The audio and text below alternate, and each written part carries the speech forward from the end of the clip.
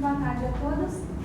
Passo então a apresentar o meu trabalho de conclusão de curso que se titula Possibilidades de ressignificação das dificuldades de aprendizagem nos sistemas família-escola, que traz como tema a psicologia sistêmica, a relação família-escola e as dificuldades de aprendizagem, e buscou responder quais as contribuições da psicologia sistêmica na relação família-escola frente às dificuldades de aprendizagem.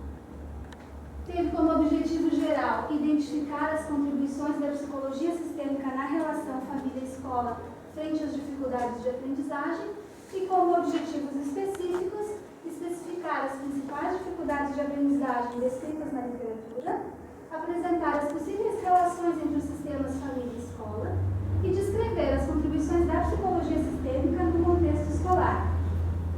A minha justificativa pessoal se dá na experiência com as disciplinas de família e processos psicossociais, psicologia e psicoterapia sistêmica, psicologia em contextos educativos, além do estágio em saúde e processos clínicos. E a justificativa teórica é de acordo com Andrada, que diz que a psicologia sistêmica é vista como um dos referenciais para o entendimento acerca das relações que se estabelecem entre a família e a escola, tendo como um dos conceitos norteadores o princípio da circularidade, em que todos os componentes do sistema se influenciam reciprocamente. Esse trabalho tem relevância à medida que ele pode contribuir para a ampliação das possibilidades interventivas e para a compreensão dos modos de interrelações que se estabelecem entre os sistemas família e escola. O que está de acordo com Fischner, que diz que a abordagem sistêmica ela tem um papel estratégico porque ela amplia o olhar para as relações, onde a adaptação ou não do aluno é vista como produto das interações que se estabelecem nos sistemas que ele está inserido e que influenciam o seu desenvolvimento. A revisão da literatura foi dividida em 3 eixos. O primeiro, sobre a psicologia sistêmica, retomou as bases teóricas referenciadas por Vasconcelos, trazendo a teoria geral dos sistemas e a teoria da cibernética. Por quê? Porque esses desdobramentos teóricos, eles influenciaram as ciências humanas e na psicologia a abertura para a abordagem sistêmica se deu por meio da terapia familiar na década de 60, lá com o grupo de Palo Alto, que foi pioneiro nos estudos a respeito da terapia familiar sistêmica.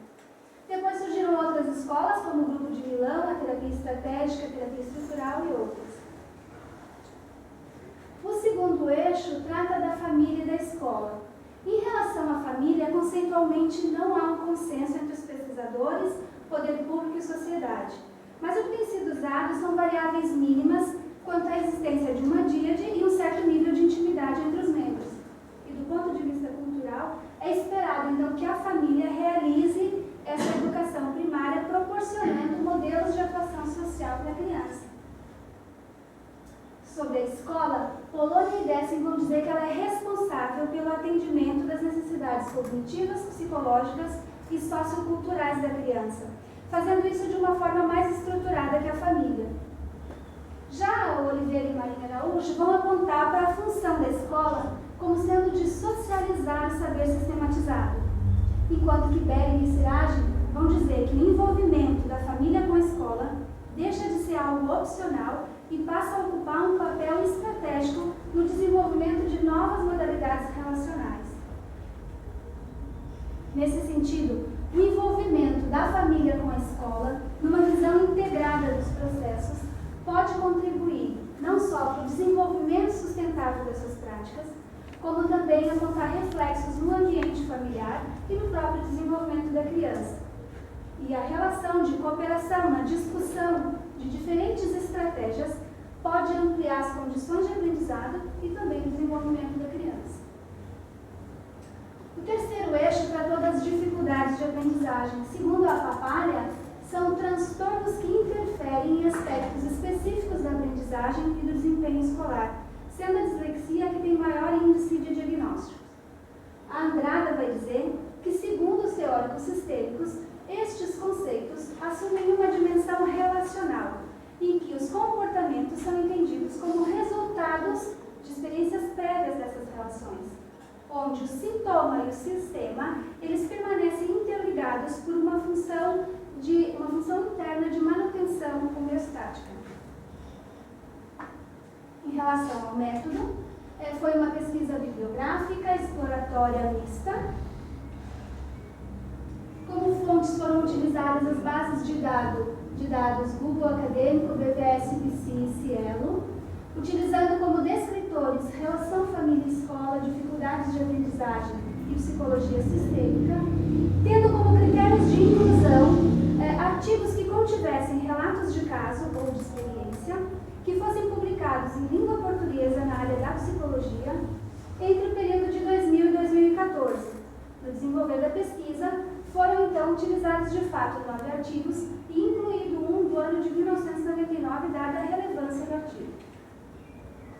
Como instrumento foi utilizado o fichamento, procedendo-se inicialmente então a essa busca nas bases de dados, utilizando esses descritores em combinações diversas, fazendo então a seleção de acordo com os critérios de inclusão. Realizou-se então a leitura do material selecionado, de onde saíram os 9 artigos utilizados na pesquisa, seguido então para a seleção de unidades de análise por meio do fichamento e da categorização, seguidos da análise, interpretação e descrição.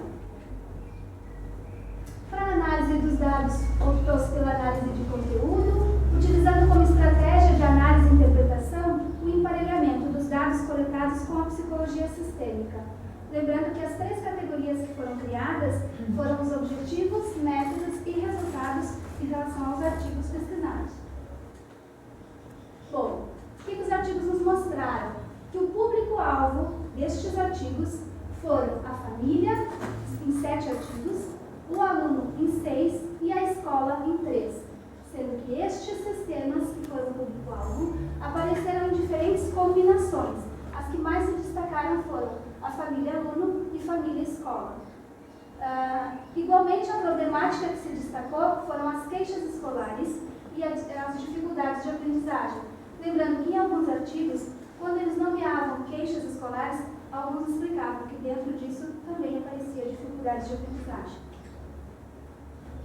Na categoria objetivos, quando a ênfase se deu na relação família-aluno, estes artigos objetivavam investigar os recursos do ambiente familiar que favorecessem o desempenho escolar, identificar os fatores de risco de proteção como suporte parental para a prontidão escolar e discutir se as políticas educacionais e de saúde e se os estudos a respeito das demandas escolares tinham surtido algum efeito ou mudança nas práticas dos psicólogos das UBSs.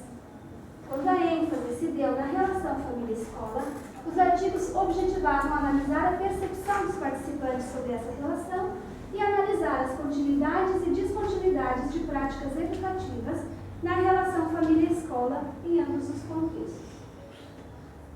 Na categoria métodos, quanto à análise dos dados, se destacaram a escolha pela análise de conteúdo e análise estatística na mesma frequência. Quanto aos instrumentos utilizados, os que mais se destacaram foram os inventários e os questionários.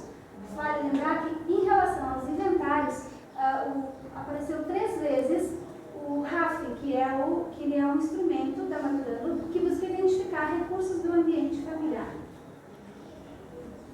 Na categoria resultados, então trazendo para a ênfase da relação família-escola, os artigos identificaram a existência de fronteiras rígidas entre os sistemas, além da supremacia do saber dos professores sobre as famílias, tendo em vista a frequência com que foram encontradas proposições de programas de orientação psicopedagógica à família. A comunicação e a maior participação dos pais na escola foram apresentadas como características importantes para uma boa relação entre os sistemas. E salientando que a escola precisava ser mais atrativa, os artigos encontraram lacunas sobre a melhor forma de realizar o envolvimento entre a família e a escola. Estes resultados encontraram complementaridade em artigos que trouxeram então proposições sobre a necessidade de ações que promovam esse envolvimento parental. Ainda nessa relação família-escola, os recursos do ambiente familiar indicaram que, a partir dos dados coletados por meio de instrumentos específicos, é possível se estruturar, então, os programas de orientação psicopedagógica à família, visando a utilização otimizada dos recursos que são identificados pelos instrumentos. E em relação à prontidão escolar, os recursos do ambiente familiar foram positiva ou negativamente o processo de aprendizagem do aluno. E quando houve a mediação de um psicólogo, foi apresentada uma modalidade de atendimento a queixas escolares em que visava-se mobilizar os recursos dos sistemas envolvidos na busca de solução do problema apresentado. Dessa forma, os artigos mostraram múltiplas evidências de que aspectos relacionais estão na base dos problemas de aprendizagem escolar. Além disso, a especificação dos principais tipos de dificuldades de aprendizagem deixa de ser fundamental, passando a dar espaço, então, para uma busca da compreensão sobre a influência dos sistemas envolvidos por meio das relações estabelecidas. E sobre a relação família-escola, embora os artigos tenham apresentado importantes movimentos de aproximação entre os sistemas, eles também mostraram uma clara tendência de uma relação de submissão, em que o saber formal da escola se sobrepõe ao saber cultural das famílias. Isso sugere, então, a necessidade de intervenções que visem a aproximação desses saberes, para que aumentem as possibilidades de ações conjuntas e igualitárias, visando processos de aprendizagem mais eficazes. Indica também que é preciso ampliar os estudos sobre a temática das dificuldades de aprendizagem na perspectiva da psicologia sistêmica, a fim de contribuir para a instrumentalização